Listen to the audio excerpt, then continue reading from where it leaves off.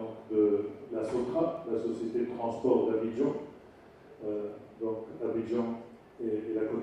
واحنا مسرورين كثير بوجودنا هنا بالمغرب للندوة هذه على النقل العام وخاصة على البي اتش ان اس الباصات السريعة، لأن هذا حل لأزمة حركة المرور بالمدن، وتجربة الدار البيضاء وتجربة المدن المغربية في مجال النقل العام هي تجربة معناها جيدة، وممكن تخلي مدن أخرى معناها تنتفع منها.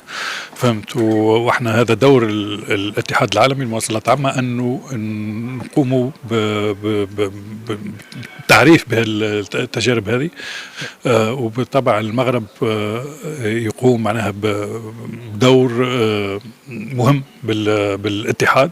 عندنا مكتب هنا بالدار البيضاء يغطي شمال افريقيا، ومن المغرب زاد يكون عندنا دراسات، عندنا حصص تدريبيه وندوات كما هذه للافارقه الكل، وان شاء الله نكونوا ننظموا اكثر من الندوات هذه للتعريف بالتجربه المغربيه. سعدت اليوم بالمشاركة في مؤتمر الشرق الأوسط وشمال أفريقيا اللي هو في موروكو في كازابلانكا. سعيد كذلك بالالتقاء بكثير من النخبة من الخبراء في مجال النقل والمواصلات. الحمد لله يعني هذه النخبة طبعا راح اليوم تناقش كثير من القضايا المتعلقة بقطاع النقل والمواصلات العامة. أهم القضايا اليوم حركة تنقل البشر من مختلف مواقعهم لوجهاتهم المختلفة.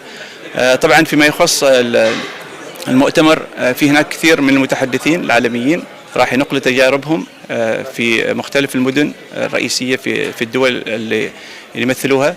فنحن في السلطنة كذلك عندنا كثير من المبادرات الشبيهة، راح إن شاء الله نتحدث عن مبادراتنا التي هي تعتبر قريبة من الحلول الموجودة في كازابلانكا. فيما يخص طبعا النقل الحالي في كازابلانكا أنا وجدته يعني نقل واعد في كثير من التحديات، لكن يعني في خلال طبعا قادم الوقت مع هذه الاستثمارات الكبيرة، البنية الأساسية، جاهزية النقل، الاستعداد، يعني النقل العام في كازابلانكا أصبح جاذب يعني كافة يعني أفراد المجتمع وفئات المجتمع والسياح كذلك.